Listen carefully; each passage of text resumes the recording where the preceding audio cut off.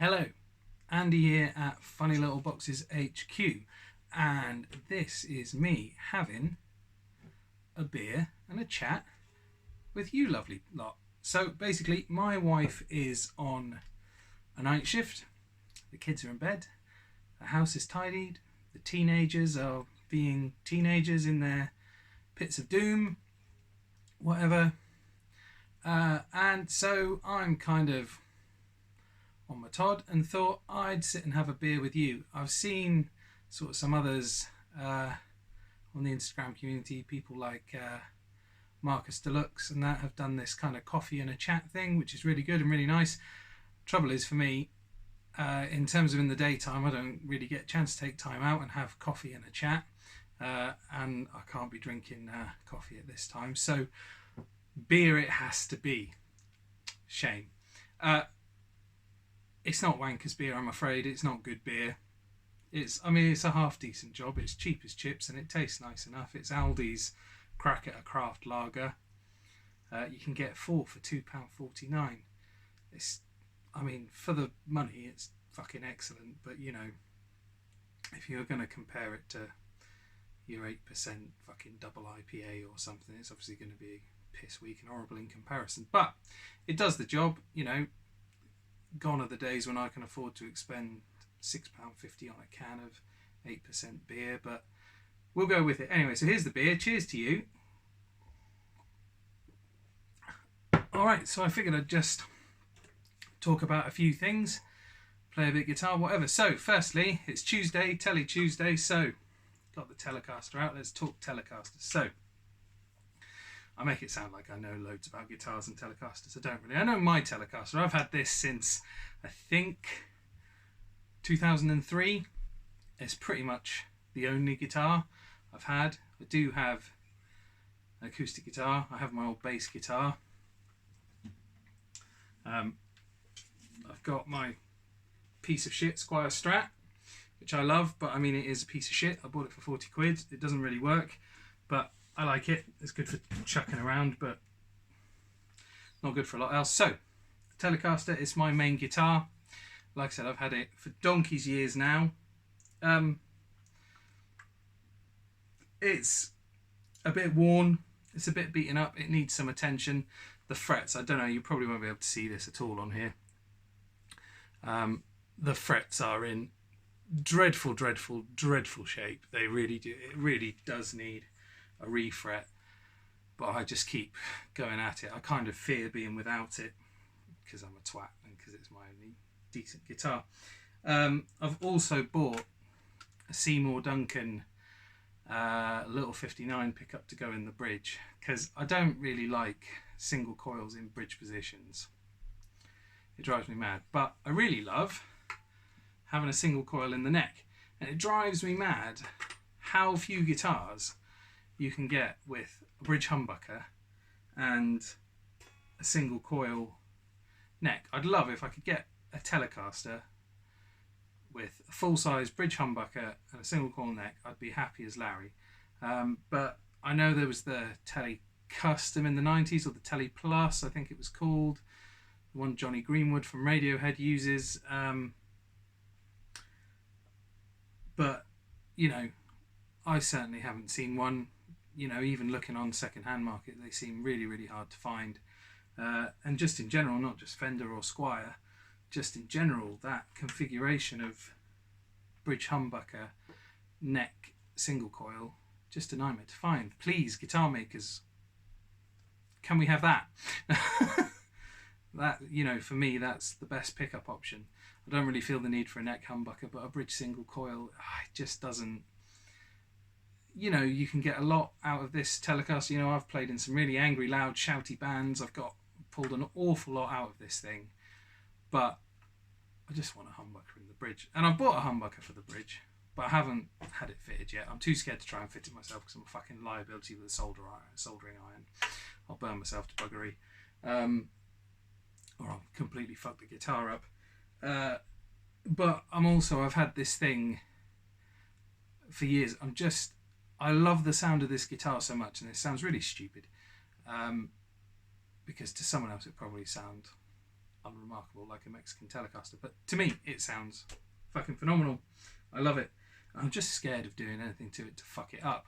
So I'm constantly thinking, should I just invest the money in a new guitar, but will I like it as much? I don't know. I'll get my shit together at some point. I was looking at the new Squier Paranormal series. I really like the look of the Tornado, whatever the fuck you call it, however you pronounce it. And the offset telly, but then again, single coil in the bridge. Why couldn't they put a humbucker in the bridge and a single coil in the neck, and then it'd be something really cool? But they just don't seem to be doing it. I just wish they would. I wish someone would.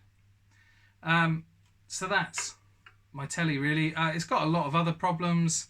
The connector's coming loose there again. Standard, lovely. It's happened a million times. I've mentioned the fret wear.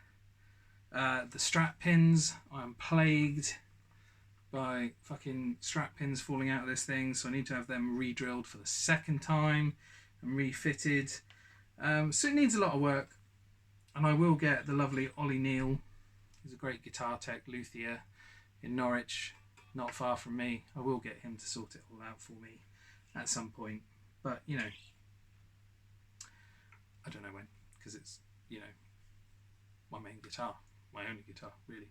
So I don't know, I'll have to get to a point where I decide I can be without it. But I love it.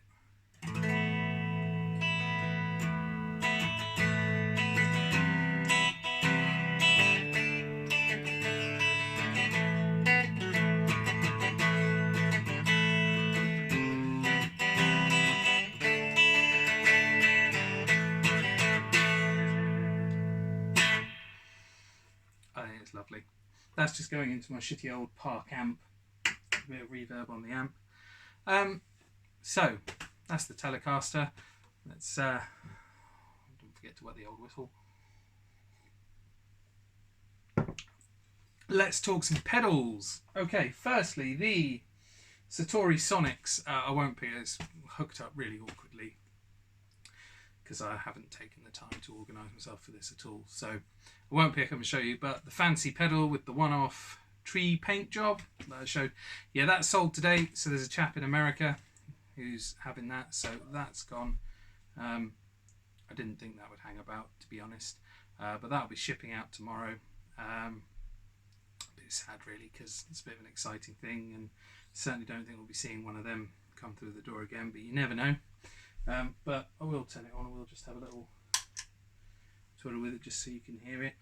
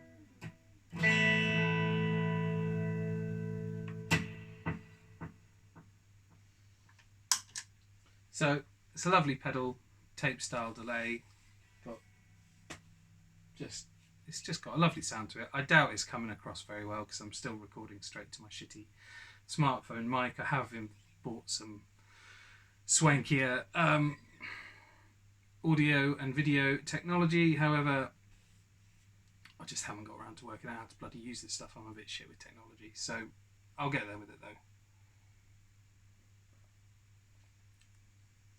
Right, okay, so moving on, going to talk distortion pedals, just because there's been a few lists published at the minute, like the Total Guitar or Guitar Magazine, whatever, list of the best overdrive distortion pedals to buy in 2020, and I kind of look at these things and it's always just the same fucking names all the time.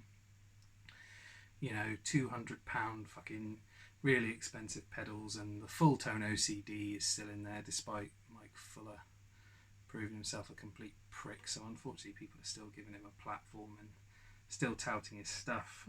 So that's a shame. So I just thought I'd give a run through of 2 distortion pedals I got in stock that I really like. I've only got actually 3 in stock at the minute, and I did a video on the Boss Power Driver a while back, so I'm not going to touch the Power Driver again. So I'm going to look at kind of, I suppose, the jewel in the crown of what I've got in the minute is the Xander Circuitry Avalanche. It's a fantastic pedal. Xander kind of tags it as a harmonic clipping trifecta. Basically it gives you a crunch, drive and fuzz circuit in one pedal, and they each have a foot switch that you can flick between, and it's great. And what I love about it is I'm kind of shit at stacking pedals, stacking gain stages. I've tried it for years, had all sorts of different pedals, different combinations, seeing what works. And the great thing about the Avalanche for me is that you work from right to left and it just stacks up beautifully. If you start with the crunch, I essentially like to use the crunch circuit as if you like a clean tone shaping thing. So if that's the tone without the crunch circuit engaged, and then you put the crunch circuit on, and I wouldn't really say that's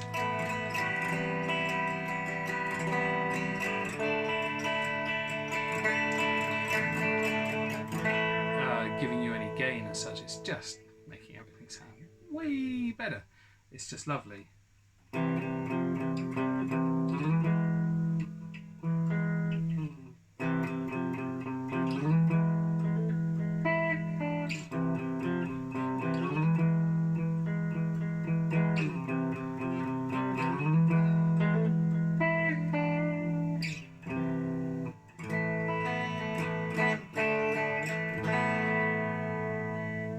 To be honest, I could just play on that all day, but then you can just whack on when you need that bit of overdrive, when you need to amp the dirt up, just whack on that middle channel, the drive channel, and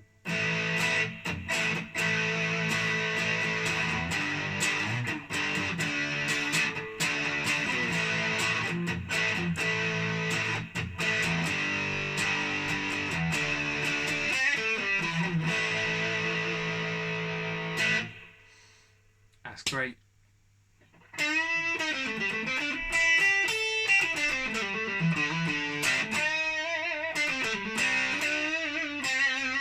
Either as a beefier rhythm tone or giving you a lead tone, and then when you just need it, an all-out filthy fuzz attack, you just whack on that fuzz pedal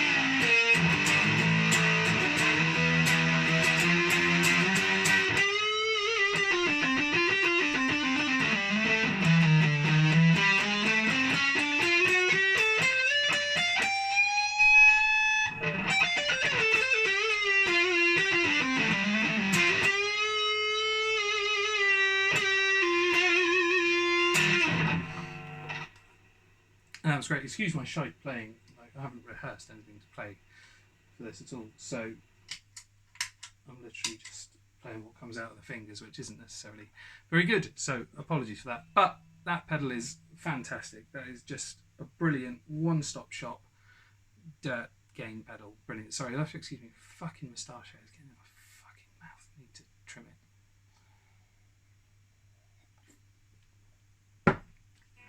Anyway, so moving on from the Avalanche, the other pedal I wanted to cover is a really kind of very simple affair, but really, really good. The Dan Electro Cool Cat Distortion. So the Cool Cat series came after the series of massive. The original series, the massive fucking pedals, things like the Fab Tone, the Daddy-O. After the Food series pedals, the little tiny mini ones, like these. And even after the really not very well known series at all, and series which I am gonna cover in some detail in another vid and a blog post, the Wasabi series, where they went fucking huge, fucking heavy, and unbelievably versatile, and pretty much completely fucking ignored for no good reason. But we're not going to cover that. So the Cool Cat series pedals are much more reasonably sized, reasonably weighted. I would pick it up, but then I'll have to disconnect. You can just about see it there, that little red box that I think I'm pointing to. I don't know. My fingers, yeah. There we go. Fingers finally landed on it. So that little red box. And it's essentially just like a Marshall in a box style pedal. And it's great.